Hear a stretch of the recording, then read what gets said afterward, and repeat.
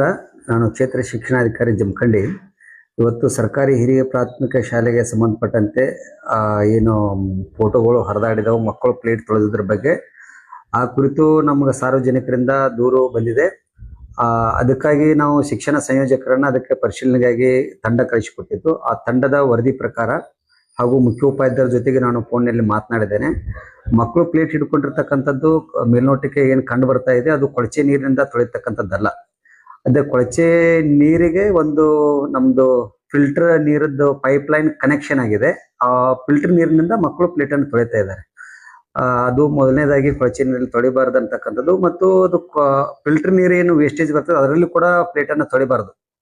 ಅದಕ್ಕಾಗಿ ನಾವು ಏನ್ ಮಾಡಿದ್ವಿ ಅಂತಂದ್ರೆ, ಇದು ಮುಖ್ಯೋಪಾಧ್ಯಾಯ ಒಂದು ಕರ್ತವ್ಯ ನಿರ್ಲಕ್ಷ್ಯ ಅಂತ ತಿಳಿದು ಅವರಿಗೆ ಈಗಾಗಲೇ ನಾವು ಕಾರಣ ಕೇಳಿ ನೋಟಿಸ್ ಅನ್ನ ಇಶ್ಯೂ ಮಾಡಿದ್ದೇವೆ ಅವರಿಗೆ.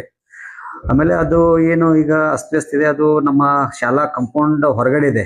ಕಾಂಪೌಂಡ್ ಹೊರಗಡೆ ಇರೋದ್ರಿಂದ ನಾವು ಗ್ರಾಮ ಪಂಚಾಯತಿ ಜೊತೆಗೆ ಸಂಪರ್ಕ ಮಾಡಿ ಅದನ್ನ ಪೈಪ್ಲೈನ್ ಅನ್ನ ಕ್ಲೋಸ್ ಮಾಡ್ಲಿಕ್ಕೆ ಕೂಡ ನಾವು ಲೆಟರ್ ಅನ್ನು ಬರ್ಕೊಂಡಿದೀವಿ. ಅವ್ರು ಕ್ಲೋಸ್ ಮಾಡಿದ್ರೆ ಸರಿ, ಕ್ಲೋಸ್ ಮಾಡದಿದ್ರೆ ನಾವು ಶಾಲಾ ಅನುದಾನದಲ್ಲಿ ಅದನ್ನ ಸರಿಪಡಿಸ್ಕೊಳ್ತೀವಿ. ಆಮೇಲೆ ಇದಕ್ಕಿಂತ ಪೂರ್ವದಲ್ಲಿ ಮಕ್ಕಳು ಶಾಲಾ ಆವರಣದಲ್ಲಿ ಇರ್ತಕ್ಕಂಥ ನಲ್ಲಿ ನೀರಿನಲ್ಲೇ ಪ್ಲೇಟ್ ತೊಳಿತಕ್ಕಂಥದ್ದು ಮತ್ತು ಫಿಲ್ಟರ್ ನೀರನ್ನ ಕುಡಿತಕ್ಕಂಥದ್ದು ವ್ಯವಸ್ಥೆ ಇತ್ತು. ಹೀಗಾಗಿ ಅಲ್ಲಿ ನಲ್ಲಿ ನೀರನ್ನ ನಾವು ರಿಪೇರಿ ಮಾಡಿ ಪ್ಲೇಟ್ ಅನ್ನು ತೊಳಿತಕ್ಕಂಥ ವ್ಯವಸ್ಥೆಯನ್ನ ಮುಂದುವರಿಸ್ತಕ್ಕಂಥದ್ದು. ಮತ್ತು ಏನ್ ನೋಟಿಸ್ ಕೊಟ್ಟಿದೀವಿ, ಅವ್ರು ಸಮರ್ಪಕವಾಗಿ ಉತ್ತರವನ್ನು ಕೊಡದೇ ಇದ್ರೆ ಮುಖ್ಯೋಪಾಧ್ಯಾಯರ ಮೇಲೆ ನಾವು ಶಿಸ್ತು ಕ್ರಮಕ್ಕೆ ಮೇಲಾಧಿಕಾರಿಗಳಿಗೆ ಬರೀತಾ ಇದ್ದೀವಿ.